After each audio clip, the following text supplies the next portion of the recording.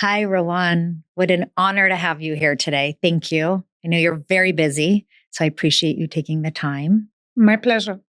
So, Rawan, we'll get right into it. You're a Lebanese writer, researcher, and of the last, I would say, year and a half, you've become an unbelievable advocate for Israel, for the Jewish people. So, I really would love to just dive right in. And you grew up in Lebanon, correct?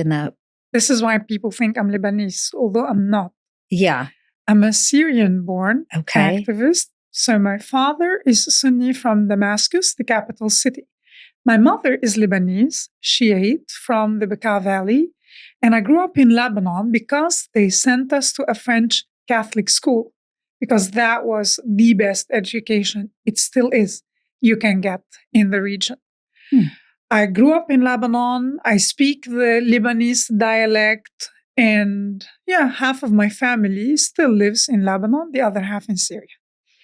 But my direct family lives abroad. Otherwise, I would never do what I'm doing because I would never do anything that puts them in jeopardy. Although they disagree with me, but I don't want them to pay the price for what I'm doing. Yeah. So speaking about your upbringing, you grew up where the Hezbollah narrative was dominant and to hate Jews and believe the Holocaust was a lie. What was the moment that made you question the narrative that you were being raised with? When I was their age, a teenager, I was a fan of Hezbollah, just like the useful idiots we see on the streets nowadays supporting Hamas.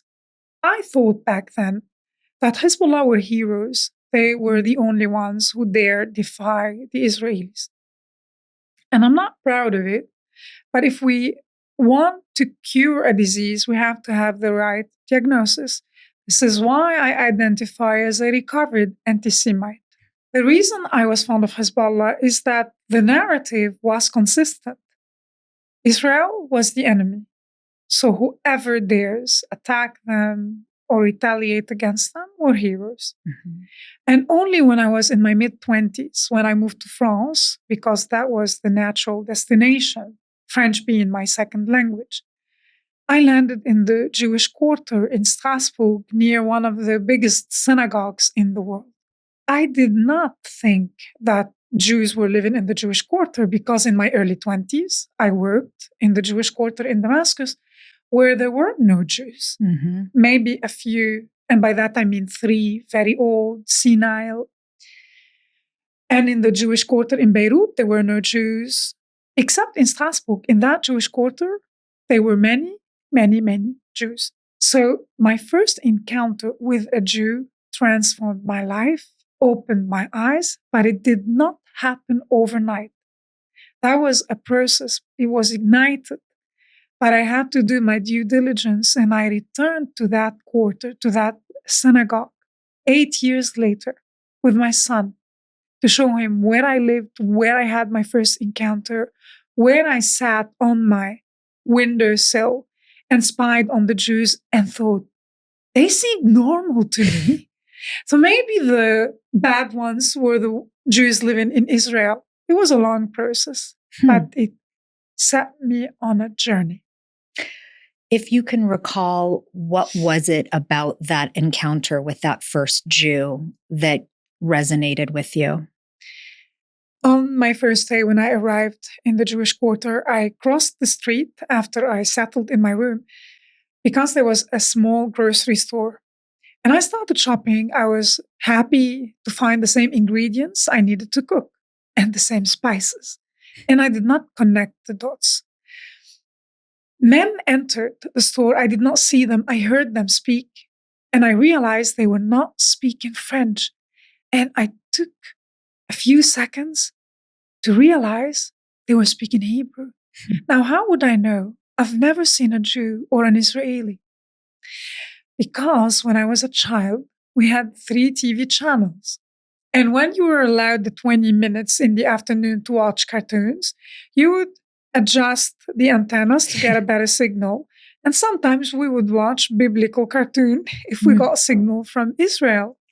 Wow. And if a grown-up walked in the room, they would freak out. You're watching Israeli TV, and they would change it. So When I heard the gentleman and I turned, and there weren't any Jews, they were very, very religious Jews with sideburns, dressed in white and black. I left my stuff in that store and my shopping. I stormed out, crossed the street without looking left and right, went up to my bedroom on the 3rd floor and locked the door. I did not know that I was having a panic attack. That was the first and the last I ever had. I just knew that I couldn't breathe. And when I looked at myself in the mirror and I was red and sweaty, I was embarrassed, ashamed. And I was thinking, why? Why did I do this? They didn't even look at me. Besides, it was stupid because I left my personal belongings. I had to go back and I had to see the storekeeper for months. So I decided to compose myself, to go back and lie to him, tell him that I forgot my wallet. So the man had left. I continued shopping as if nothing happened, and I went to pay. So he asked me, "Where are you from?" And I thought, now he's going to have a panic attack. And I said, "I come from the Middle East." And he said, "Where from?" I said, "Okay, I'm half Syrian, half Lebanese." And he asked me, "How long did you live here?" I said, "I arrived today." And he smiled. He was pleasant. And he knew that I was lying. Wow. He knew exactly what happened, but he allowed me to save face. Yep. And without knowing it, that storekeeper that day, without intending to do so, I realized in retrospect, he converted me from an enemy to an ally through kindness because he allowed to save face. And he allowed me, by doing that, to come back, to keep going back. And I asked myself why I had a panic attack. For the first time in my life, in my mid-20s, I was sharing the same space with a Jew, the enemy. But he allowed me to share the space with the enemy until I realized the Jew was not my enemy. My eyes were opened and I had to relearn the history of our region. I had to understand why was the Jew the enemy? What were the Jews doing in Israel? Is it true what we were told? They come from Eastern Europe. And we were told that in history class, the history of Palestine, that the Jews came from there because an antagonist called Theodor Herzl invented a concept called Zionism. And he wanted to bring all the Jews from Eastern Europe to take Palestine, therefore the Palestinians suffer. So you were taught that in school? Yes, and Lebanon has one official curriculum, and that is what we learned.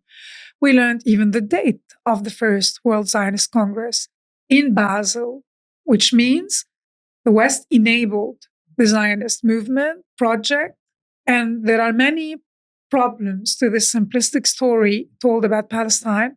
One of the biggest issues is that it implies Palestine was a country with specific, clear political borders, and the Jews who came from Eastern Europe came and took it. So it took me a long time to relearn the history of our region, thanks to this man who didn't intend to, whether you mean to or no. You are a messenger. You are the ambassador of the Jewish people. So mind the way you behave, because you might change somebody's life. Absolutely. As that storekeeper did mine. Yeah. So in the curriculum, was it ever explained why that there had been Jews in Syria and Lebanon and there were no longer, and why that was? No mention, none whatsoever. Not at all. I had to do my due diligence. And when I realized that by, 1945, there were approximately 815,000 Jews living in the Arab world, in today's Northern Africa, the so-called Middle East. And it went down to 4,500 in the 2000s, mostly in Tunisia and Morocco. They were uprooted. More than 800,000 Jews were uprooted from the Arab world. They're not lamenting that. They moved on. They thrived. They left behind not only assets and properties, but memories, the graves of their loved ones, their ancestors. And they moved on. And when I speak to people, because meanwhile, since I became active on social media, I interviewed many of those, especially those who live in Europe and in Israel. And I did not even feel any bitterness. They're not sour. They miss the countries, the cities where their grandparents live. Yeah. But they never vow vengeance. Right. Like, because my grandfather was lynched in Kamishli, I will do this and that to them. Yeah. They moved on. And I hope the Arabs of Palestine will be inspired to move on for the sake of their children. Yeah. So, Rawan, you founded ArabsAsk to challenge misinformation. What has the response been like from the Arab world? I can tell you what the response was on ArabsAsk, because that was the project meant to tell Israel's story, something about Judaism other than the misconception widespread in the Arab world. But somehow I became famous. I became an influencer. And before October 7th, I thought influencers teach you nail designs, they bake cakes. In my mind, influencers were associated with banalities. But I happened to attract a lot of followers, and I realized this is power. This is my platform for free. And meanwhile, after 1.5 years, I can tell you that if you go on some of the posts, you might see 1,000 negative comments and 1,000 positive ones. But we receive many direct messages from Arabs living abroad, sometimes from Iranians living in Tehran, Arabs living in Baghdad, in Cairo, in Damascus, who tell me, we are proud of you. Wow. We wish we could do what you're doing. Please don't stop. For our children, you're doing this for all of us, especially women. And that gives me the energy I need to continue. Sure. When faced with absurdities around the globe, people believe they know our region more than we do. Westerners lecture me, people who don't speak Arabic and Hebrew, who've never been to Lebanon, Syria, or Israel, think they know better because they have a degree in economy. Stop it. Strong opinions, uninformed strong opinions, cost people their lives back where I come from. I wish the West would understand that. So, talking about the West, this overarching, pervasive jihadist talk from, the jihadists, the belly of the beast, but also these Westerners who really have no Gazan Palestinian roots whatsoever. And the vitriolic language and the threats and the violence spoken by the same people who will cancel you if you use the wrong pronoun. How did this become normalized in the West? The same way as a mother, I do not understand how am I supposed to take somebody seriously if they are a man who identify as a cat. We're supposed to take them seriously, but the moment they sense that we are conservatives, we are dismissed. And they are the ones who are very quick to cry, cancel culture. You cannot cancel me. You don't have to approve of my outfit. So what if I'm covering my face with a kafiyeh? I don't know how this behavior became normalized, but I can tell you that it went too far. And now we are seeing consequences being introduced, at least in the US. And I will tell you that yesterday, I had an event at Columbia University. Oof, brave. And a lot of people said the same thing. People who didn't speak to me for 5 years, they said, oh, we saw your schedule. Don't go to Columbia. It's too dangerous. Yeah. And yesterday I had one of the nicest events ever. Surprisingly, in the room, people were very well behaved. People who I could recognize have Arab roots. And we had a screening of Tragic Awakening, a documentary we made about October 7th. I saw it. It's incredible. And I'm really happy that they watched it. Wow. Even if for the sake of bashing me, that was the strategy. I thought, let Arabs watch it, even if they want to criticize me. Once they see it, they cannot unsee it.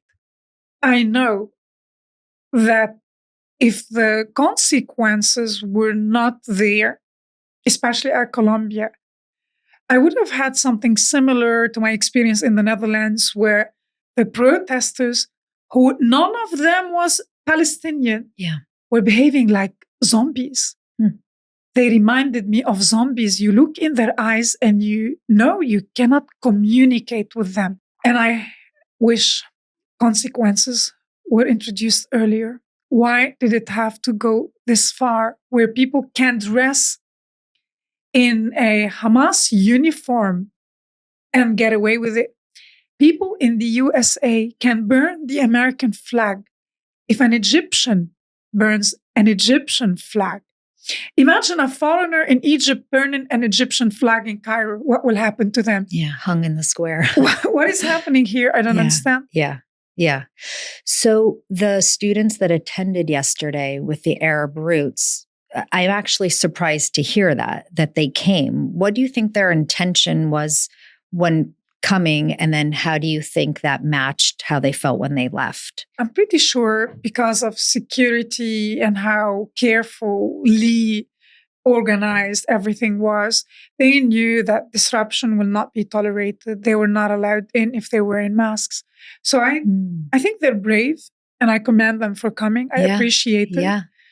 And a few were giving me bad looks, but nobody was disruptive. And I'm happy that they came and heard me. In the Netherlands, I had almost riots outside my events, and people were convinced that I'm justifying a genocide. Who in their right mind would justify a genocide? Or claiming that I'm spreading Zionist propaganda? I'm sharing my own story. Right. It's my own story. I don't think that the students came yesterday with bad intentions. They really wanted to understand what's her agenda, why is she helping the Israelis? And they heard me. They understood. To me, this is personal. I grew up in war. So for anybody to claim that I'm indifferent to the suffering of the children in Gaza, that is absurd. They have no idea what they're talking about. An Indonesian who's never been to Indonesia in the Netherlands were teaching me about genocide. He's telling me, you woman, as if I don't have a name. But of course, this is how we speak to women, right? You have no idea. Genocide. Can you imagine children, this, that? And I asked him, excuse me, have you ever been to Lebanon? He said, no. Syria? No. Israel? No. The West Bank? Because he's telling me thousands of children are being killed in the West Bank. Really? It's like, absolutely. Watch the news. I told him, I've been there. I speak Arabic and Hebrew. I've been there. And the audacity you have, sir. Do you know that 500,000 Syrians at least were killed in the past 10 years? Have you joined any protests? Oh, forgive me. There weren't any. So back to Tragic Awakening, Rabbi Shor breaks down anti-Semitism into 3 key elements: universality, longevity, and intensity. Do you think modern anti-Semitism still follows that pattern, or has it evolved in new ways, especially in the last year and a half? Anti-Semitism keeps morphing. And they make simple and very, very clear points in the film. And these are sound bites. We have been telling the world about anti-Semitism. How can you accuse the Jews of being too poor or too rich? You condemn them for assimilating. You condemn them for not assimilating, for being too religious, for leaving religion. You are the communists, but you are the capitalists simultaneously. So no matter what you do, you cannot get it right. This hatred keeps morphing. Yeah. And there's always a pretext. And today the pretext is Israel, to the point that some Jewish students are gaslit into believing. And they tell me, if Israel didn't exist, October 7th wouldn't happen. Right. And I tell them, sweethearts, Israel exists because this was going to happen no matter what. And the Jews avoided bloodshed. You push them right, they went right. You push them left, they went left. From Babylon to Syria, to the Iberian Peninsula, to Italy, Northern Europe, the Netherlands, America. And you never seem to get it right until, and this is my admiration for the Zionists, the pioneers, until they said, you know what? Enough is enough. I'm going back home. I'm sick of being pushed around. And they did. They did in spite of the opposition within the Jewish world. They did. To me, Israel is the most admirable project on planet Earth. And no, this is not happening because Israel exists. October 7th happened because anti-Semitism is rampant in the Arab world. Even prior to the establishment of the Jewish state, there were pogroms against Jews who lived for centuries in the so-called Palestine, the British Mandate of Palestine. And they were attacked because governing themselves was out of question. Luckily, they did not wait long for anybody's permission. Yeah. So Hitler saw the Jews as a moral and spiritual threat to his ideology of survival of the fittest. Do you think modern anti-Semitism is still rooted in the hatred of Jewish values? I'm not sure. I think many people hate the Jews because they believe conspiracy theories, because they believe that their ancestors suffered because of the Jews. We learned that in the Arab world. It is common. And you need to beg an Arab to take a step back, to look at the size of the Arab world. Is it true that this tiny, tiny, tiny dot on the map is causing all your suffering? And even if Israel was controlling your lives and your destinies, I mean, at least show some respect if they were that powerful. This is absurd. I never thought about anti-Semitism, about Nazi Germany, the way Raphael Shore talked about it. So he argues Hitler was an intelligent man who was familiar with Judaism, with what Mount Sinai brought into this world, what the Torah had as an impact on humanity. And Hitler wanted to reestablish the natural order, just like in nature, the most powerful animal rules in the jungle. So should it be between us human beings. Why should we waste time to try and support the needy, the weaker ones, the disabled, the poor, where we can thrive if we only support and help one another, focusing on the elite? And the elite, according to Hitler, was the Aryan race, his race. And he wanted to eliminate the Jews because they came and said, no, we're all equal and we do care for the needy. We have to. And we all come from the same source. And this was a message. The 10 Commandments, the values, this moral value was universal. And the Jews do not claim that they are the chosen people because they are superior, because they accepted a task, a mission. And it's a privilege and it's a burden. And they accepted the mission in spite of the pain it entails. And they continue to do it. Many were crushed in the process. The Nazis killed a third of the world's Jewry. And yet, the Jews managed to establish an oppressive country, thriving in spite of all the attacks until this day. Yeah. So Hitler's argument or perspective of the Jews being a moral threat suggests that the Jews are the conscience of this world. You think of the horrible earthquake that happened in Thailand recently, and then the deadly fires in Moldova. And Israel immediately, filled El Al planes with rescue missions and doctors and went there. And you think to yourself, I guess these doctors and rescue workers, they have nothing better to do. It's like, they're clearly overpaid, underworked. The country is at peace. They have nothing better to do. And yet, obviously, we know that's not the situation. What is it that when these receiving countries of Turkey, of Israel's humanitarian efforts, why doesn't the goodwill of that spread? I mean, we know Israel does a terrible job of PR. So it's not like Israel does it to get PR. She doesn't care what anyone thinks of her because she has to just focus on survival. But what is it about the rest of the world that they don't look at that and say, wow, why would the Jews come and help us? Why would the Israelis come and help? Many are so hateful. It's very easy for them to say that is whitewashing. They want to whitewash Israel's image. They're doing it for PR. But as you said, Israel doesn't do the best job at PR, and they are overwhelmed, and it is frustrating to keep trying to explain yourself, to say, no, there is no genocide. The numbers you believe are coming from a terror organization. Right. If Al-Qaeda or ISIS were reporting, would you take them seriously? I don't know why it's difficult for people to understand, to believe that the Jews do it for the sake of helping because they believe they have a moral obligation for everybody. But I can tell you and assure you that because it's coming from a good place, these things resonate. And I'm going to give you a small example.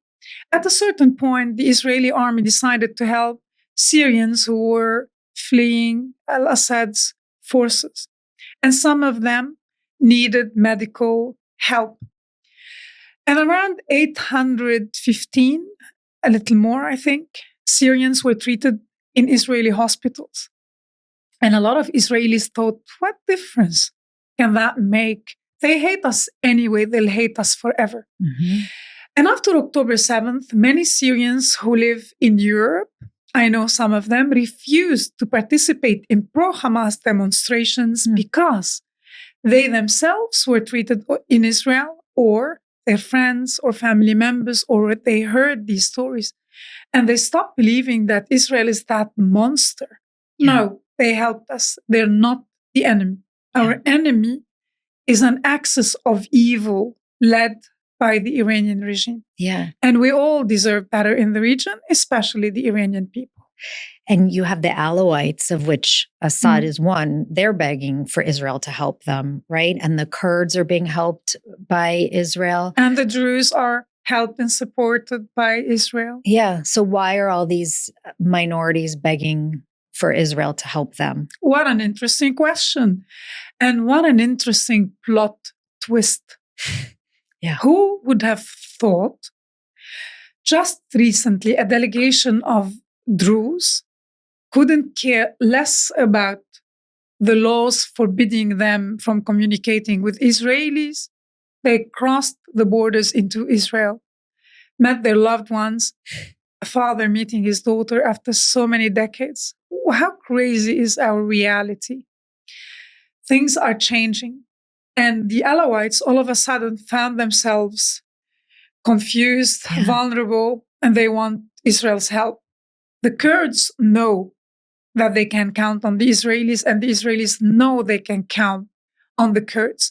Not because the Kurds are traitors, as many Arabs like to depict them. No, because they helped the Kurds, helped Jews escape persecution in Iraq and in Iran. So they know they have no beef with the Jews. Wow. This is why their kindness was reciprocated. And when the Israeli prime minister said, we won't give up on them, I'm pretty sure he means it. The Druze, the same case.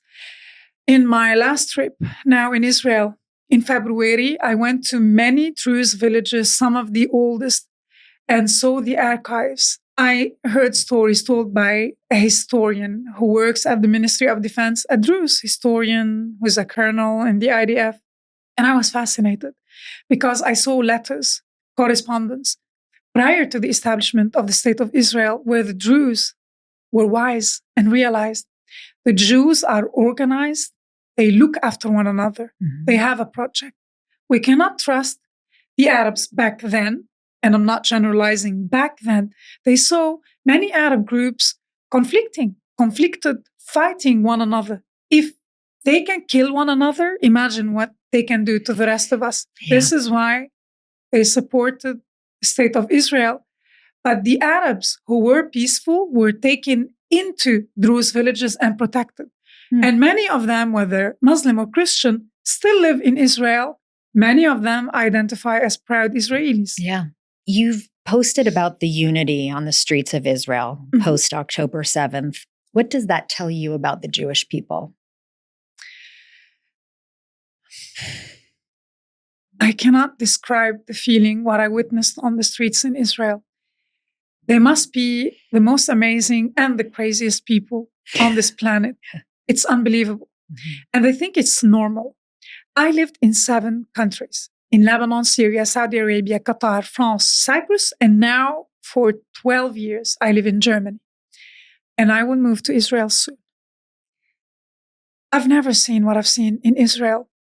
A lady trying to light her cigarette as her lighter's not working. I was having lunch. She goes across to another table, takes the lighter of a gentleman, uses it, doesn't say thank you. She's still talking to her friends, goes back. It bothers nobody. Only me. I'm thinking, what? The way people treat the soldiers. Yeah. They give them hugs without asking for permission. They give them food. Anywhere where you stop, an old lady would stop a soldier, give them a hug, pray for them. A rabbi would stop them, give them a blessing. They don't know if they're Jewish or Druze or Muslim or Christians. It's unbelievable. Unity. But they bicker a lot. They argue, but they love each other. And this is Israel's superpower. So many claim that the Palestinians simply want self-determination, yet their leadership has rejected every attempt at a peace proposal. What do you believe the long-term strategy or goal of the Palestinians is? What I believe does not matter. What I know is more important. They want the annihilation of Israel, of the Jewish state. They tell us this all the time. Khamenei, the leader of the Iranian regime, tells us. The Houthis tell us. Hezbollah leaders tell us. Hamas tells us. The PA, the Palestinian Authority, tried to play the more moderate one. But Abbas, the leader today, who is perceived as the more moderate one, his history tells us something else. They're bluffing. They're taking whatever they can take. But eventually, they want the Jewish state gone. And they're betting on it. They keep talking about it in the Arab media. The Israelis will be drained, will be fatigued, will be tired enough. And sooner or later, they will pack and go. But the problem is because of this estrangement, because there aren't enough Israelis around them, they only see them on social media. They have no idea how resilient the Israelis are, and they're going nowhere. What gives you hope for the future of Jewish-Arab relations? You speak Arabic, which, by the way, I'm dying to learn Arabic. And I think it's so incredible that you've learned Hebrew. But I imagine when you're speaking Arabic, you're trying to connect to the Arab world. So why are you doing that if you think it's hopeless? It is not hopeless at all. Okay. There is always hope. Okay. And I understand when the Jews are so frustrated, especially the young students who are gaslit and confused. And I tell them, listen to me and listen carefully. If there is an Israeli embassy in Germany and a German embassy in Israel, everything is possible. You just have to keep at it, roll your sleeves up and get to work because we are dramatically outnumbered. I do see hope. I have an account on TikTok where my following is entirely Arab. And many support what I do, and they desperately want peace with Israel, some for pragmatic reasons. But some do understand, meanwhile, that our enemy in the region is not Israel. Israel will not come bomb anything in Syria if Israel was not threatened. And they have to prioritize the safety of the Israelis. And every government should do the same instead of using their people as political pawns and human shields. I see hope.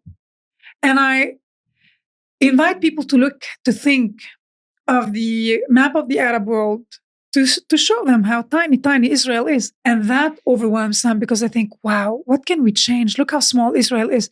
But then we have to deduct a few countries.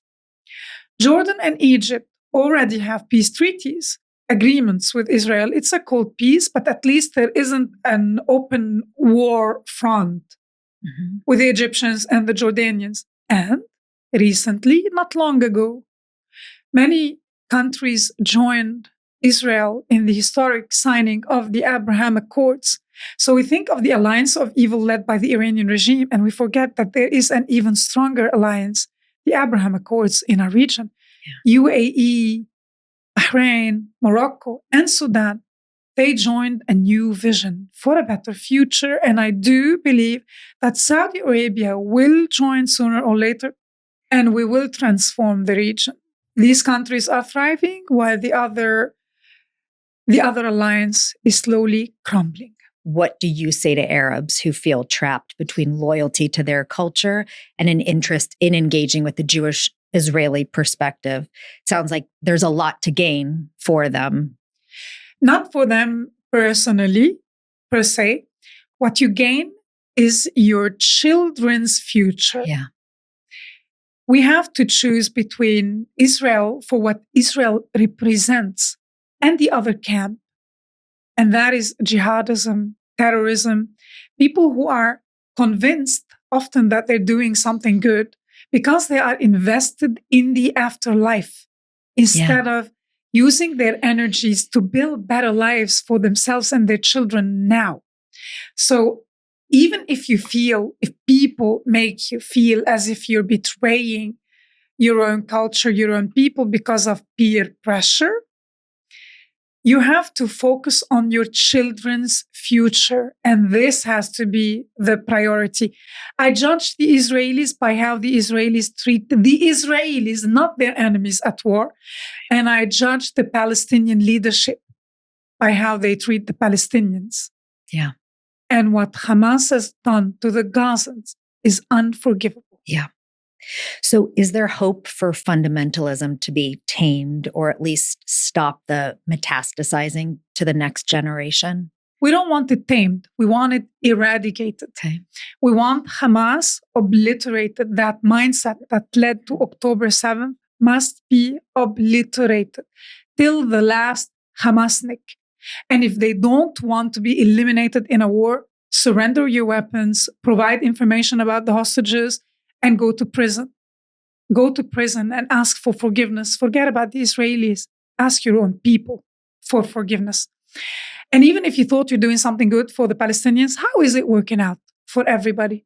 What did you gain? Yeah, what did you gain? Yeah. So I want to just turn briefly to media outlets in the Arab world. There was a publication, a very false report about you as a paid by Israel influencer. Why are they so obsessed with you? I think that report was put together after I met the Israeli president. And during that trip, Assad had fallen. So I spoke to many Israelis and we made videos. We put it on TikTok and it had millions of views. And that's when they noticed, okay, now I became a nuisance. Now I'm annoying.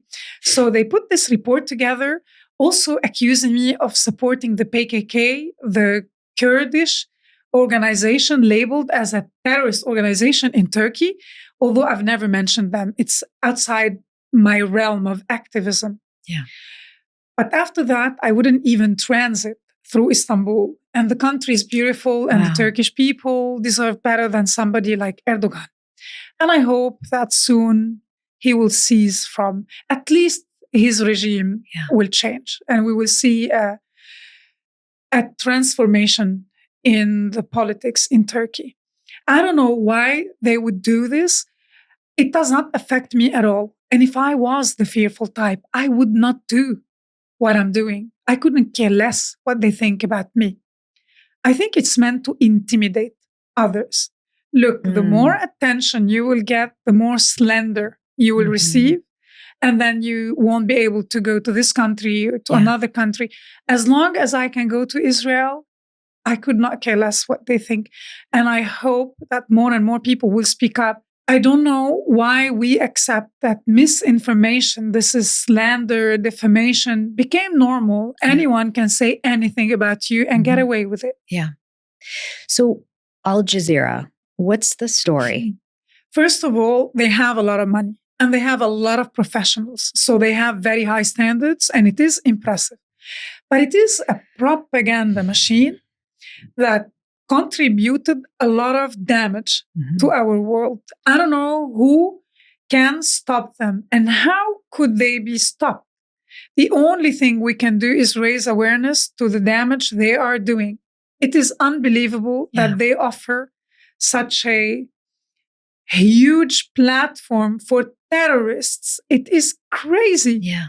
And these terrorists are depicted as heroes in the Arab world. Even now, what's happening in Syria, Syrians were killed on the coast and by jihadists. And the way Al Jazeera reports it, is so confusing even for Syrians. You no longer understand who's the good guy, who's the bad guy, who is with Hamas, who's with the Iranians, who is with al-Julani, who is Qaeda. It's so confusing. What is perplexing to me is the leadership in Qatar. You have so much money. You can use it to do good in this world. How? Why on earth would you want people killing each other? Is it blind hatred to the Jews? I do not understand. In your own Quran, Allah tells you about the Jews, Bnei Israel, the story, Pharaoh. You know that the Jews are indigenous to the land. You think they're rotten people? At least try to talk to them. Look at what's happening in the UAE. In the UAE, for the first time in 1400 years since Islam came to this world, a church and a synagogue were built in a Muslim country. If that doesn't give hope, what can give us hope? Why is Qatar working against good in this world? That beats me. I don't know why. And do you think they'll catch up with UAE? They don't even have the interest or the intention. They are investing so much money and energy to work against the political vision developed between Israel, UAE, Saudi Arabia, Bahrain, etc. And they have the money. I don't know. This is the irony. They sympathize with the children of Gaza. Yet they were hosting the leadership of Hamas. They could have arrested them on October 8th, forced them to release the hostages immediately. And by that, they could have spared the lives of thousands in Gaza, and they didn't do it. And yet they dare lecture about morality, about what Israel should or should not do. Moving on to another irrational situation, the UN. Can you also explain to me their obsession with Israel? Do they care about minorities being slaughtered in other Arab countries? What is the UN's purpose and obsession with Israel? The UN purpose, it was established to do good in the world, and we do need an international body that can intervene in case of a genocide, a massacre. So, for example, if Assad is the president in Syria and he killed 2,000 people, you should say, hold on a second. The international community should come together and stop him. Put pressure on him to stop. But if after 500,000 Syrians dead, you still talk about a civil war in Syria, they'll sort it out themselves.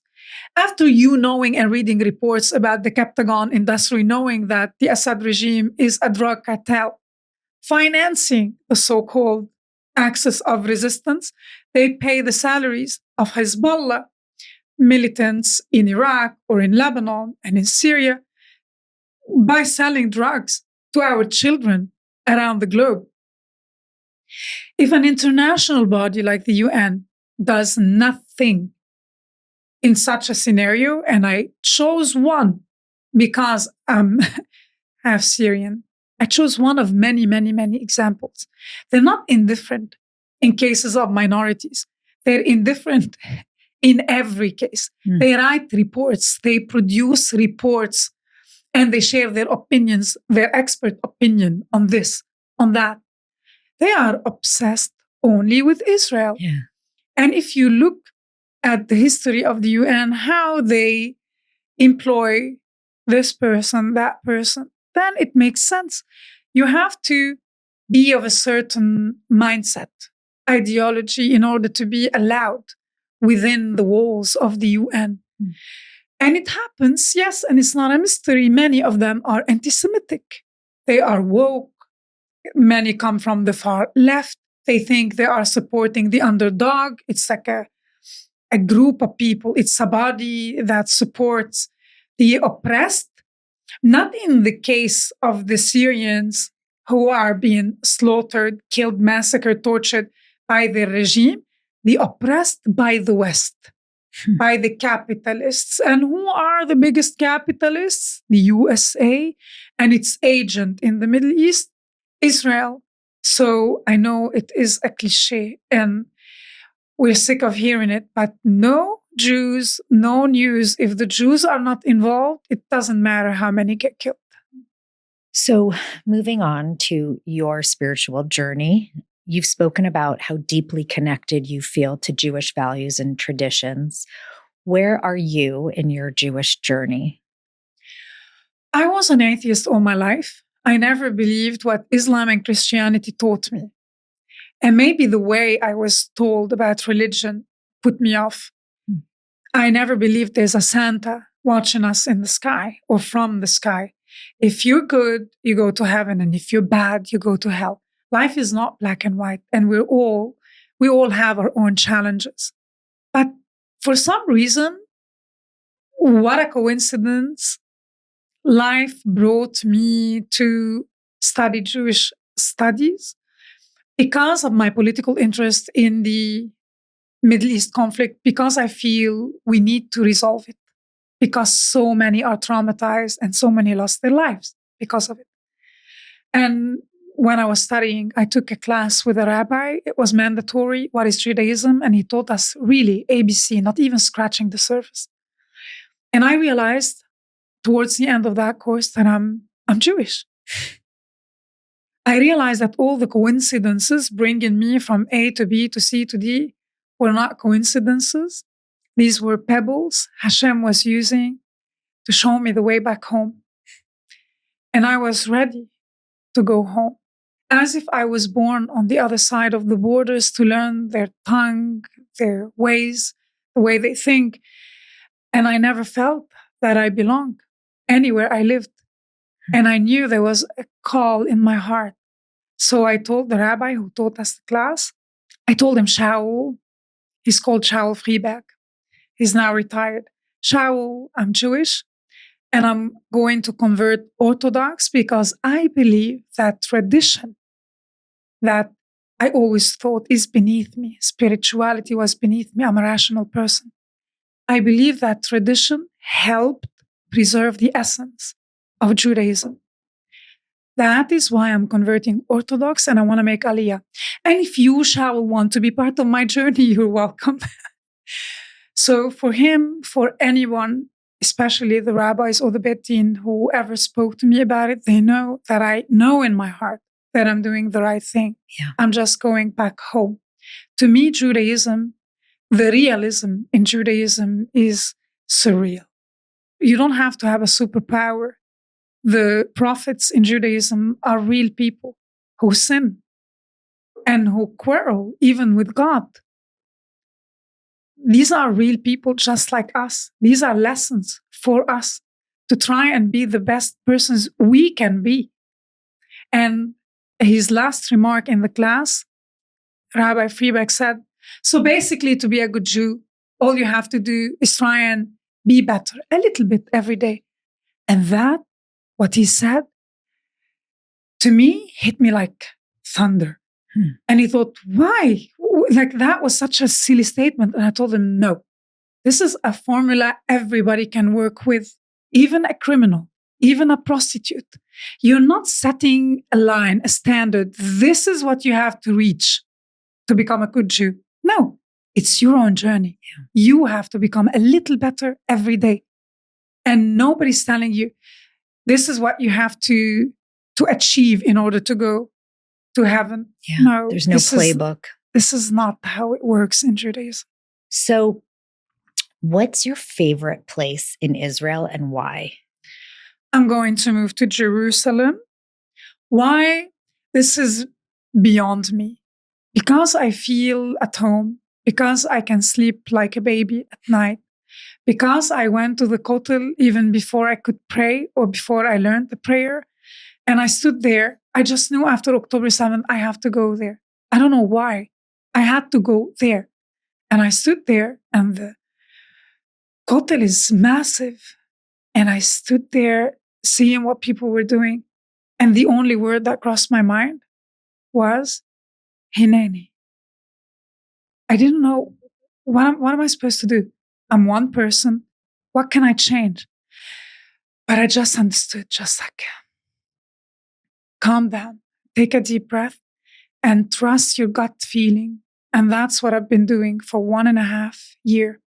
If a door closes, that's good because another will open. And the one that will open will be, again, on the path back home. It'll be another pebble. I'll trust my gut feeling. And I know that I'm doing the right thing. Even when I shared with people that I'm converting to Judaism, although the process started before October 7th, I felt prior to October 7th, this is my personal journey. It did not make sense to anybody. But after October 7th, I knew that I had to share. I had to say, this is not my dirty secret. This is why I'm not telling you. There's nothing wrong with you if you're a Jew. So stop making yourself smaller. Nothing wrong with you and everything wrong with the world. Rawan, let me end this with one last question. Do you have hope that one day there will be a flight route between Beirut to Haifa, which there's a new airport now, and Damascus to Tel Aviv? I do believe that one day you will be able to take a train from Istanbul all the way to Jeddah in south of Saudi Arabia and a train from Beirut to Tehran. We literally invented the wheel in the Middle East. And we have to restore that glory, not because I want us to restore that glory, but because we have such a wealth of abundant, diverse cultural heritage, and I want us to embrace it instead of killing one another.